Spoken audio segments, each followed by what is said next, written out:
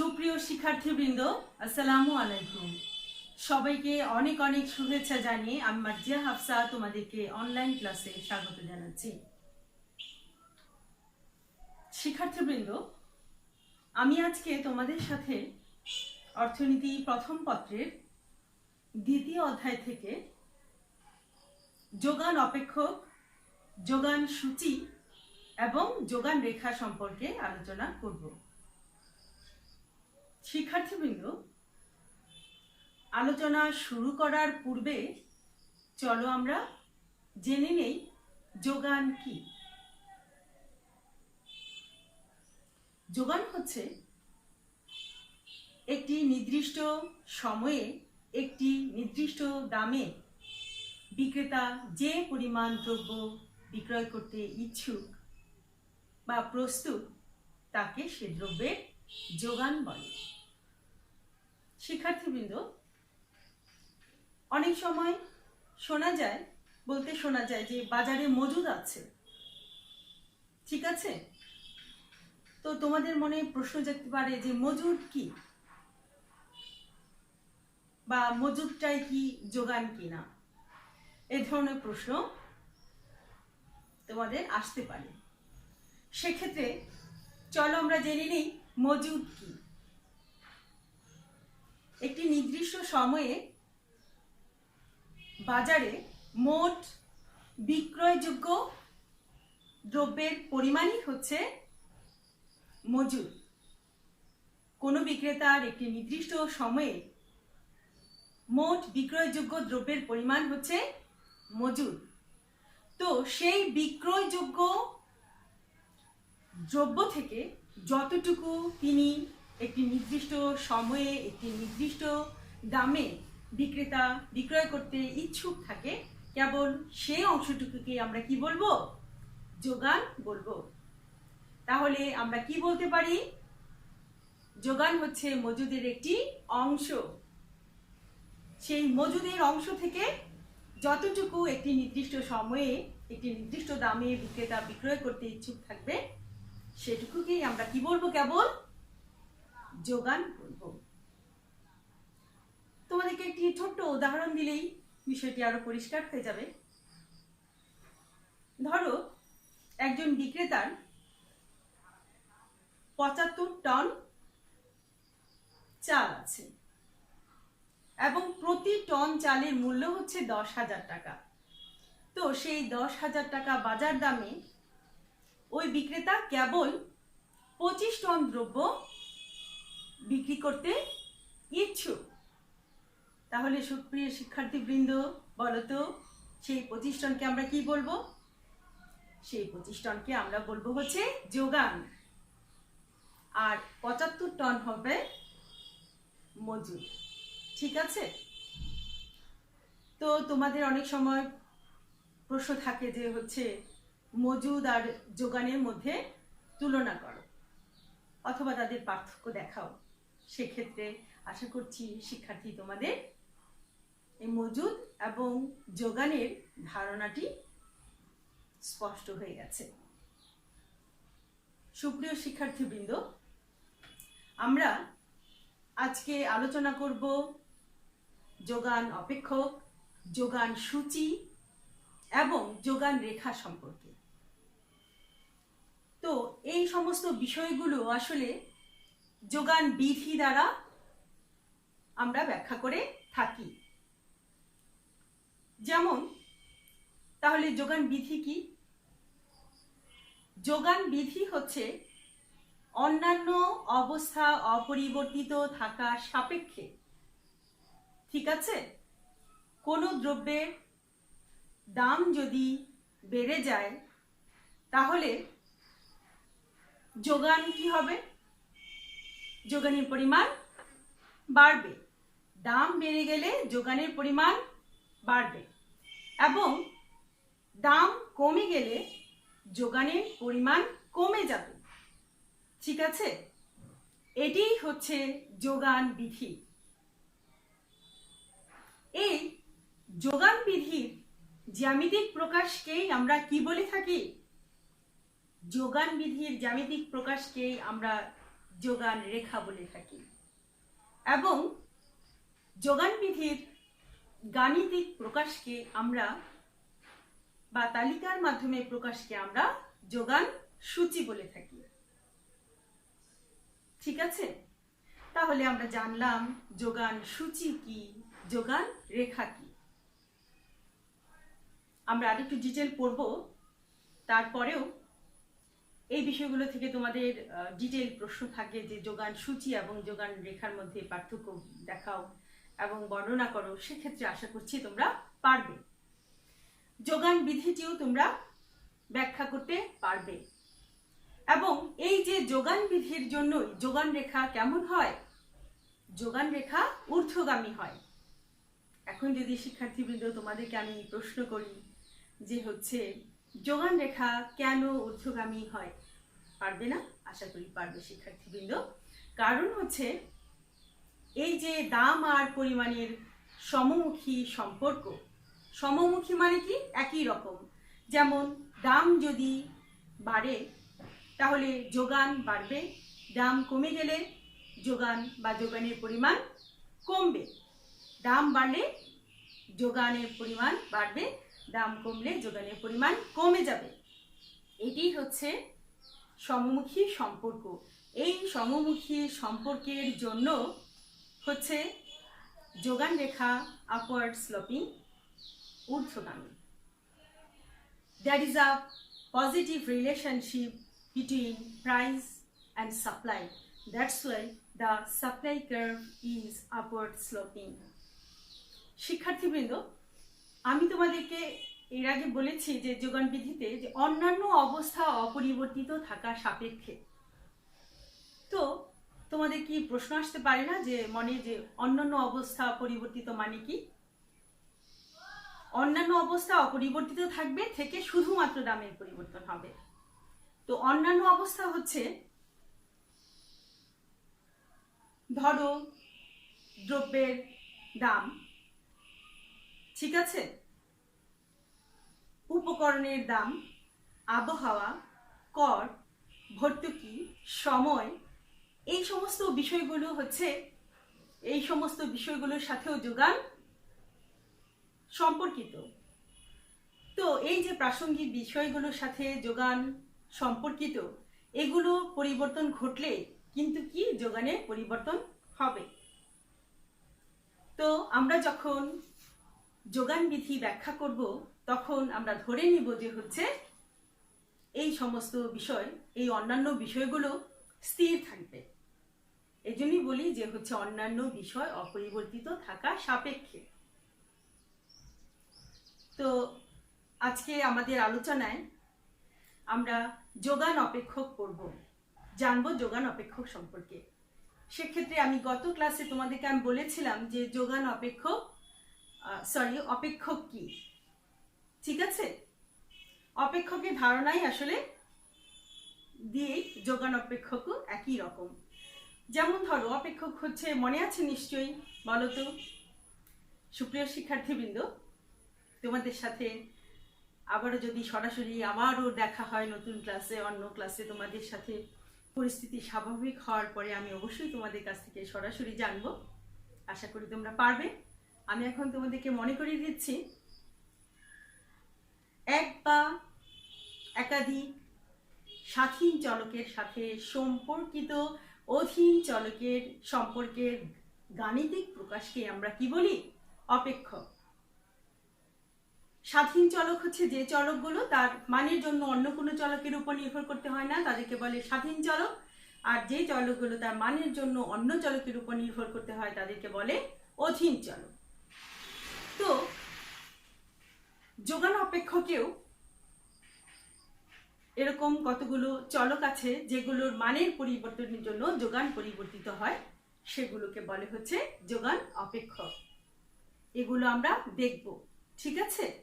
Supply হচ্ছে S, S equal to F of P x, price of x, x দ্রব্যের দাম, PI price of input, T technology, তারপর হচ্ছে small capital T হচ্ছে technology, small tea হচ্ছে time, tax, subsidy বিষয়ের সাথে সম্পর্কিত।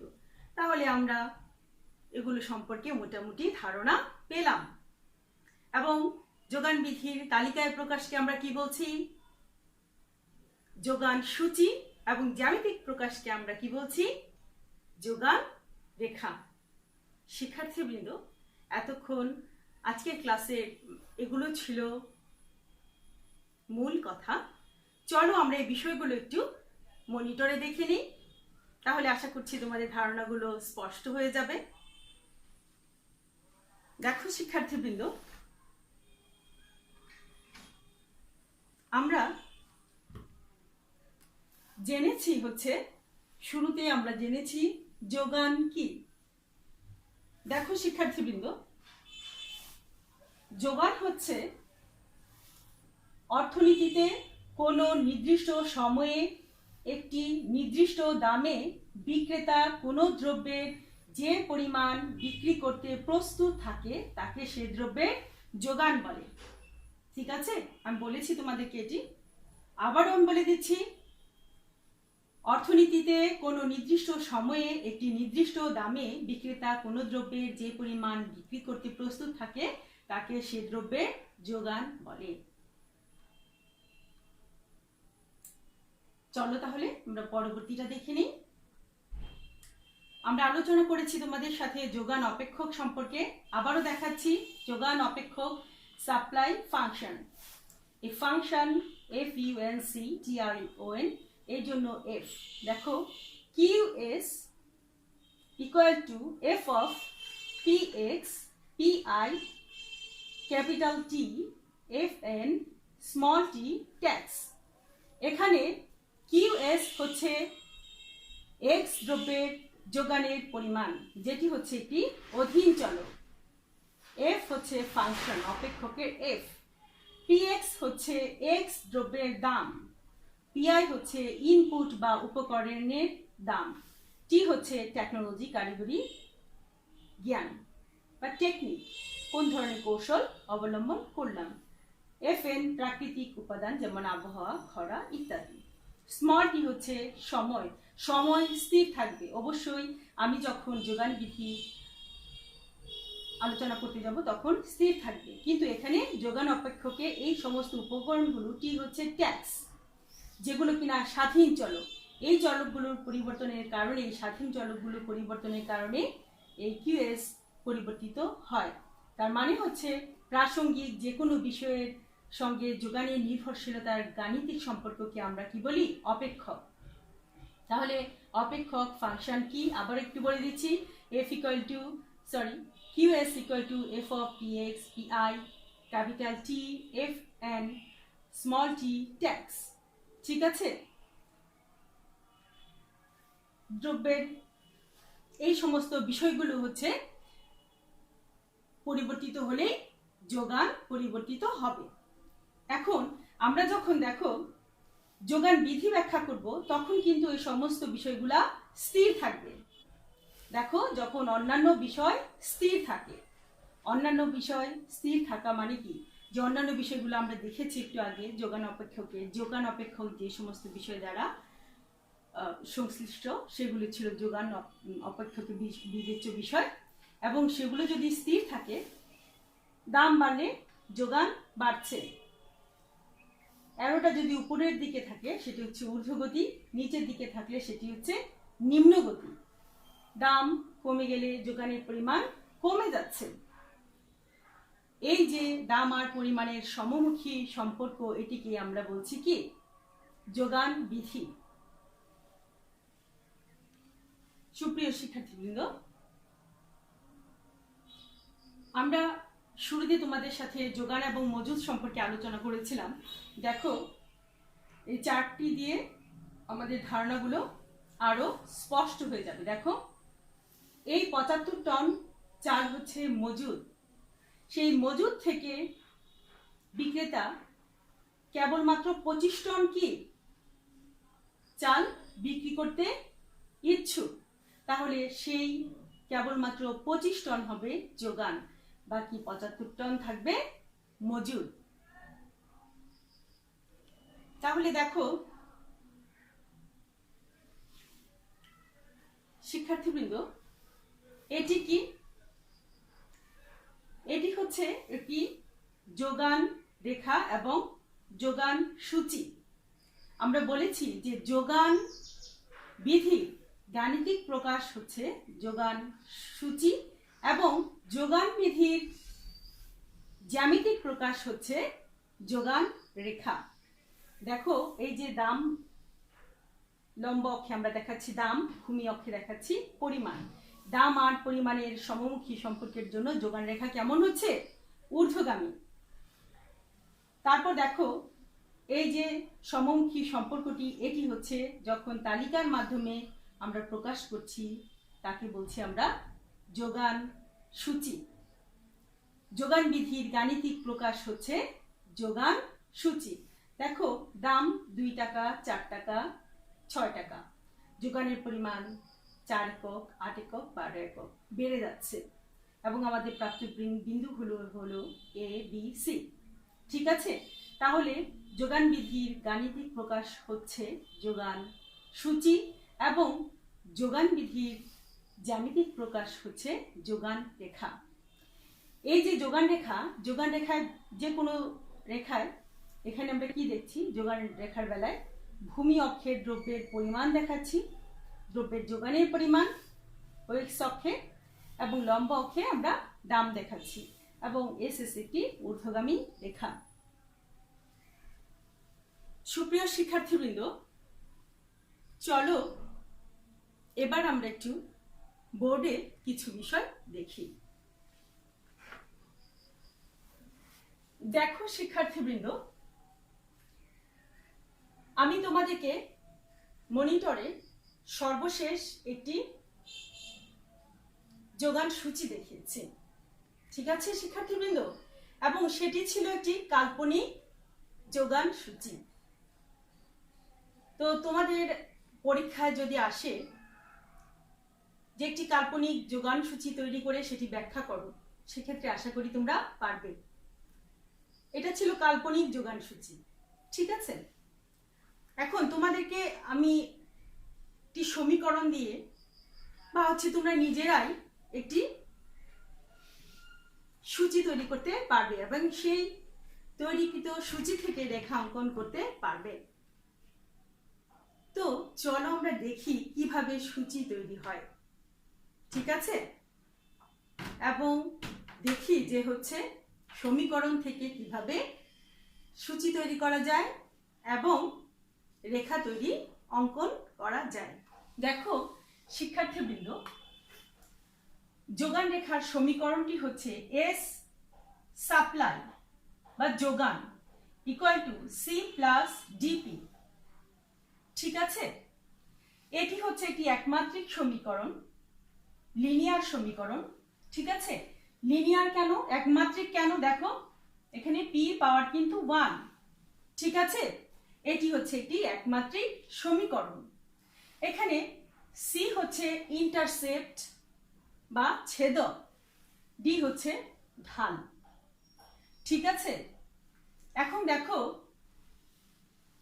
আমি ধরে নিলাম যে হচ্ছে সি সমান 2, ইন্টারসেপ্ট 2 এবং ডি 1।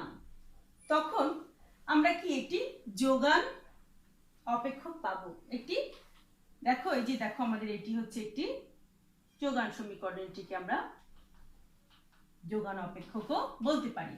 আমরা ধরে নিলাম যে হচ্ছে সি সমান 2 এবং ডি হচ্ছে 1। সি হচ্ছে একটি প্যারামিটার ছেদক এবং ডি হচ্ছে একটি ঢাল নির্দেশক প্যারামিটার। তাহলে আমরা একটি যোগান অপেক্ষক কি পেলাম? s equal to 2 plus 2p। ঠিক আছে, তো এই যে অপেক্ষকটি আছে, এই অপেক্ষকটি থেকে আমরা একটি যোগান অপেক্ষক, s হচ্ছে সাপ্লাই যোগান এবং 2 প্লাস p, p হচ্ছে প্রাইস বা দাম। সেক্ষেত্রে p হচ্ছে একটি স্বাধীন চল এবং s হচ্ছে একটি অধীন চলক। ঠিক আছে, এই যে স্বাধীন চলক আর অধীন চলকের সম্পর্কে গাণিতিক প্রকাশ, এটা হচ্ছে কি যোগান সমীকরণ। বা অপেক্ষক, যোগান অপেক্ষকও বলতে পারি। তো এই অপেক্ষক থেকে একটি সূচি এবং আমরা একটি রেখা অঙ্কন করতে পারবো। দেখো পির মান আমরা একবার 1 এবং একবার 2 একবার 3 বসিয়ে আমরা কি পাই, দেখো পি যদি এখানে 1 হয় তাহলে এস হবে 2 প্লাস, এখানে যেহেতু ঢাল 1 সেক্ষেত্রে আমরা ধরে নিলাম যে দেখো এখানকার ইকুয়েশনে 1 এটি আছে, তাহলে মান 1 হলে আমরা যোগানের পরিমাণ পাবো 3। ঠিক আছে, 1 2 প্লাস 1 3। আবার দাম যখন 2 হয় তখন যোগানের পরিমাণ হবে 4। ঠিক আছে, এবার 2 বসালাম এখানে পির জায়গায়, এখানে পির জায়গায় 2 বসালাম। আবার দাম যখন 3 হবে তখন যোগানের পরিমাণ হবে 5। ঠিক আছে শিক্ষার্থীবৃন্দ, তো এরকম একটি অপেক্ষকে আমরা দাম 1 2 3 বসিয়ে যোগানের বিভিন্ন পরিমাণ পেতে পারি। তো এই যে দাম এবং পরিমাণ এগুলোর এই যে গাণিতিক মান পেলাম, সেগুলোকে আমরা যখন এরকম তালিকার মাধ্যমে দেখাবো আমরা কি পেয়ে যাব, একটি সূচি পেয়ে যাব এবং এটা আমরা গাণিতিক ভাবেও প্রকাশ করতে পারবো। তাহলে আমরা চলো সূচিটি দেখে নেই। দেখো এটি হচ্ছে একটি যোগান সূচি। ঠিক আছে, এই যে দেখো আমরা দাম কি 1 2 3 বসালাম এই যে অপেক্ষকটিতে। দেখো 1 টাকা 2 টাকা 3 টাকা, তখন আমরা সলভ করে দেখো কত পেলাম, 3 4 5। দেখো 3 4 5 একক যোগানের পরিমাণ। দাম যখন 1 টাকা যোগানের পরিমাণ 3 একক। দাম যখন বেড়ে গিয়ে 2 টাকা হয়ে গেল যোগানের পরিমাণ বেড়ে 4 একক হয়ে গেল।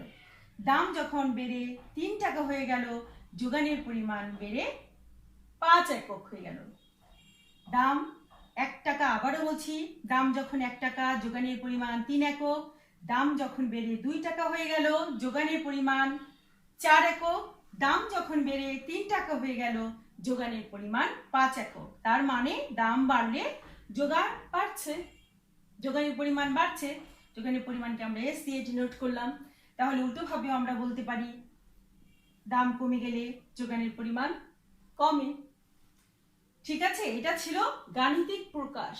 এখন এই চিত্রটি, এই সমীকরণ থেকে যে মানগুলো পেলাম সেটা আমরা যখন এরকম চিত্রের মাধ্যমে প্রকাশ করব তাকে কি বলবে, তাকে বলবে হচ্ছে যোগান রেখা। দেখো ওই অক্ষে আমরা কি দেখাচ্ছি, দাম দেখাচ্ছি। দাম হচ্ছে টাকায়, 1 টাকা 2 টাকা 3 টাকা।